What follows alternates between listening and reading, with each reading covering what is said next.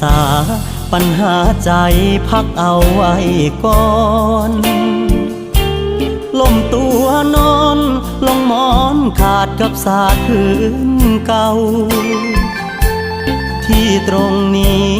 ยังมีอายเป็นหมู่เจ้าลบความเศร้า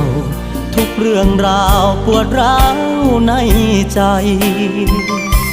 กลั้นบ่ไหวห้องให้พอโลดบ่อน้ำตาลุกขึ้นมาแล้วเงยหน้ายิ้มให้สดใส